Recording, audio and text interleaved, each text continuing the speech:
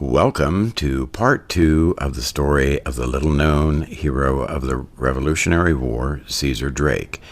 Please listen to part 1.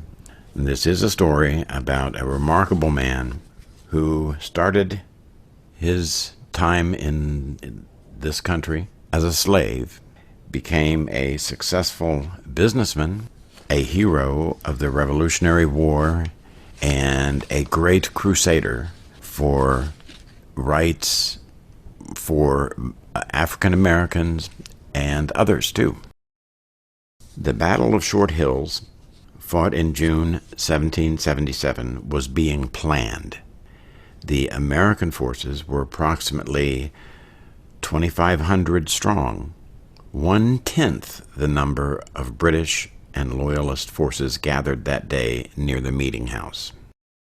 The American forces are commanded by General William Alexander, also known as Lord Stirling, a Scottish nobleman given permission by the Continental Congress to retain his title.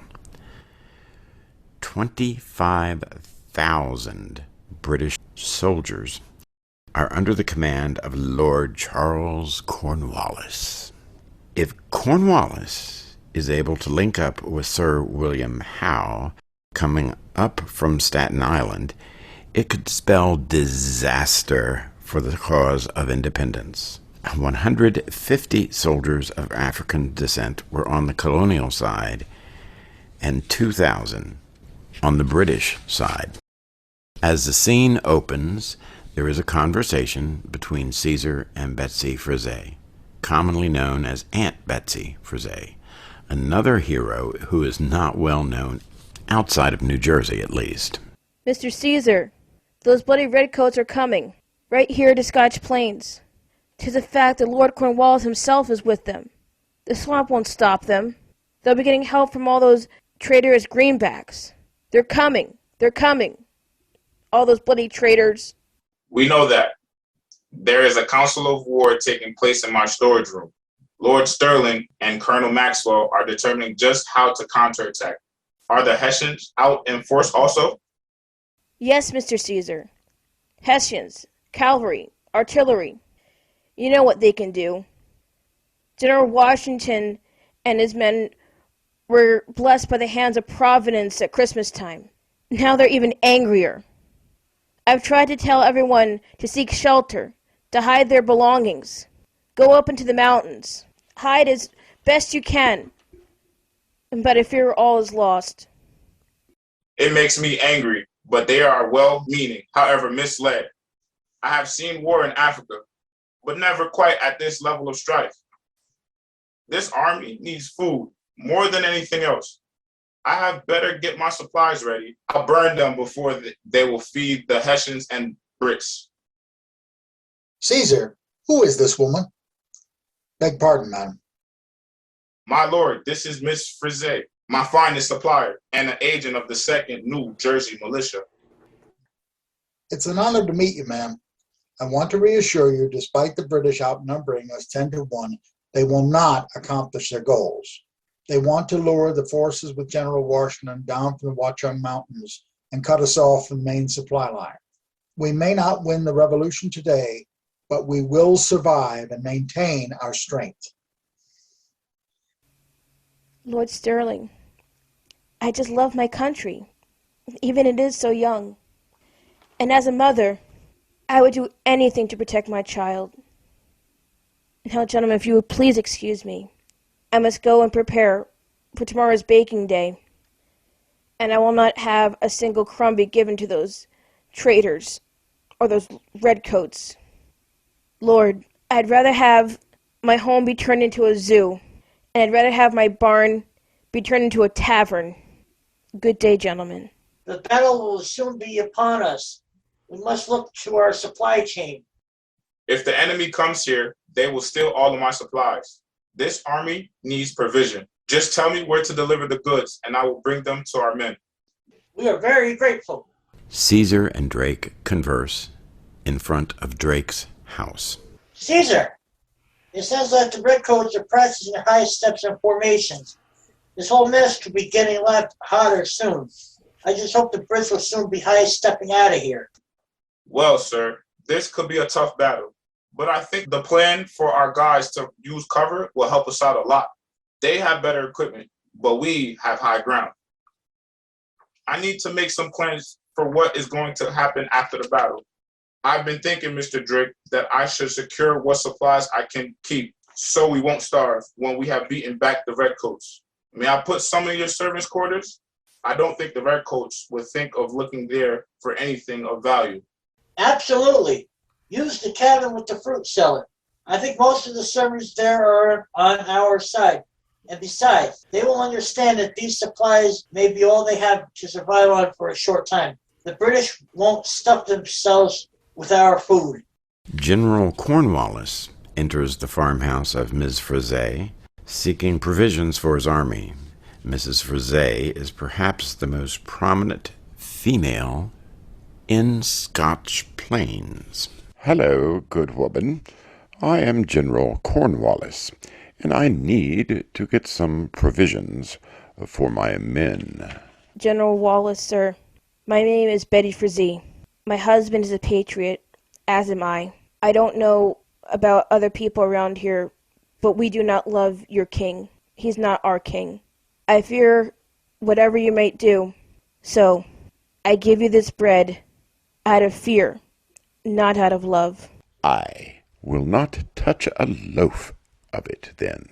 I respect your loyalty, and I am not a thief. Meanwhile, in another part of town, Caesar, who is 73 years old at the time, is preparing to make his historic run under fire to supply colonial forces. I think we need to hurry. Can we find some extra help to load this wagon? You can't get there. It'll be very risky. The high steppers will probably kill you and take the supplies. Begging your pardon, sir, but I am taking these supplies to our men. I would like to get going as soon as possible. You're one hard-headed soul. You would think at 73 years old, you'd like to take it easy on yourself. Okay, we'll get some of the hands from the farm to help us right now.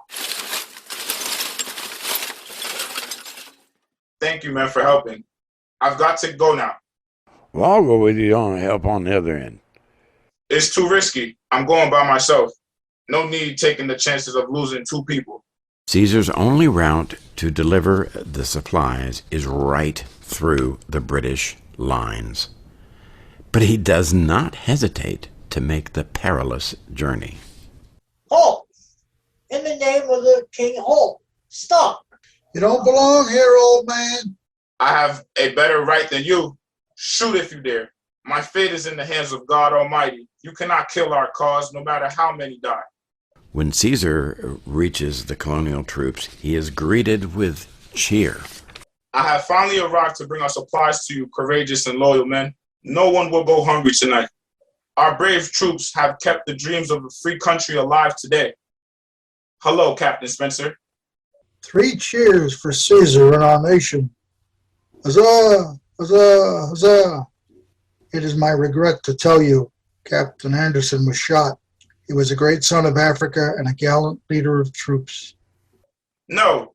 Who shoot him? Those blasted loyalists, the Queen's Rangers. But Lord Stirling is unharmed. A redcoat captain challenged Stirling to a duel in the middle of combat, saying, "Come here, you caber-tossing Scotsman, and face me like a man." His lordship Stirling had the man captured and horsewhipped. Caesar pursued getting full rights for African descendant soldiers of the Revolutionary War.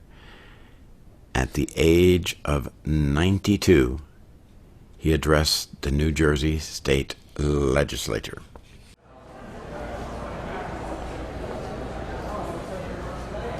Members of the legislature, it's been more than 20 years since the battles that founded our country. We have built a proud nation. In the name of the freedom, I have come to ask 2 things.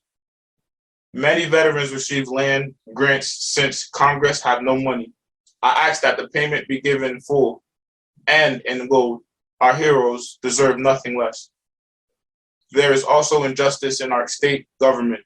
White men are given the vote without having to own land. Most black men are not, and those few free men who can vote must own property. In the name of the sacrifice of so many, please end this injustice. Liberty's only price should be devotion. Who is this man to come asking for money for blacks when we are struggling to meet our obligations? Aren't we obliged to honor our commitment to those who risk their lives? White and black blend together. For pity's sake, let them vote together. God will judge us if we ignore the heroism of men like Caesar. This august body has debated for 5 hours. I beseech you to give an answer to my request to honor the word given these men.